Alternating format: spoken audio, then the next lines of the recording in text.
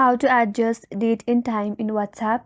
Hi everyone, this is Kate and welcome back to another video, and on today's video we will see how we can adjust date and time in WhatsApp. So without further delay, let's get started with this video. Sometimes you might get an error in your WhatsApp account saying that data is inaccurate or your date and time is not matching. So in order to fix that, first of all you have to check your device setting. So in order to check your device date and time, so open up settings, scroll down a bit, and then tap on system. Once you're on the system, there you have to find an option for date and time. Tap on it. So on the date and time, if you have turned off this toggle that says set time automatically, you have to turn it on.